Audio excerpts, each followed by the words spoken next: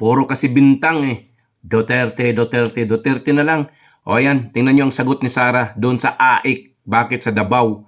Syempre, nandun yung mga Duterte, doon ibabagsak yung mga para bumoto doon sa kabila. Pero panoorin nyo. Bakit kasi puro na lang bintang ito si Peng. O tingnan nyo kung saan daw, bakit daw sa Davao. Panoorin nyo.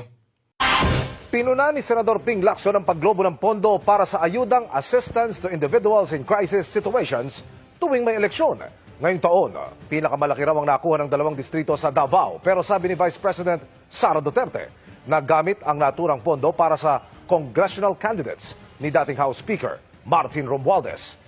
Pesos Sa deliberasyon ng plenaryo sa Senado sa budget ng DSWD, tanong ni Senator Ping Lacson, bakit daw tuwing may eleksyon tumataas ang pondo ng ayudang Assistance to Individuals in Crisis Situations o AICS? Ang AICS ay isang social welfare program ng DSWD na nagbibigay ng medical assistance, burial, transportation, education, food, or financial assistance sa mga kwalipikadong individual. Sabi ni Lacson, ang 23.6 billion na pondo ng AICS noong 2021 tumalon sa 39.8 billion noong 2022 na election year. Bumaba sa 36.8 billion noong 2023, bumaba ulit sa 34.3 billion noong 2024. Pero ngayong 2025 na election year ulit, lumobo na naman ang AIC sa 44.4 billion pesos. Ginagamit ito sa politika, not really intended na tulungan yung talagang nangangailangan. So hindi ito driven ng needs, kundi driven ng politics.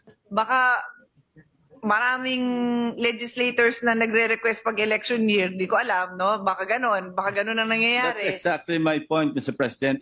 Ayon kay Lacson, ngayong 2025, ang pinakamalaking nakakuha ng pondo ng AICS ay ang Davao City, 1st at 2nd District, habang ang may pinakamaliit na AICS funds ay sa Sulu, 1st at 2nd District. Ang tanong ko, anong crisis meron sa Davao City na wala sa Sulu? Let's be clear, the crisis referred to in AICS are personal crisis. When we speak of these areas, I would say, Mr. President, all over the country, there are families in crisis, personal crisis.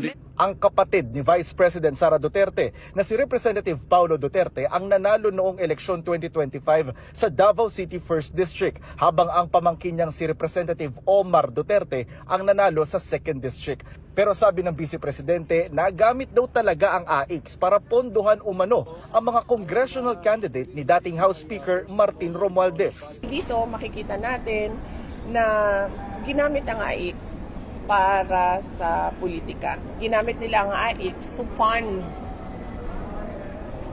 congressional candidates that were backed up by Speaker Martin Romualdez.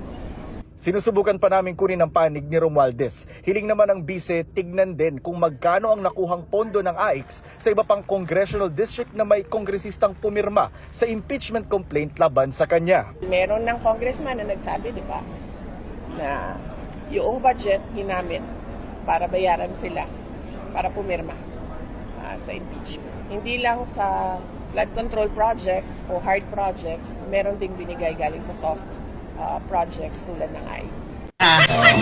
Kaigit na.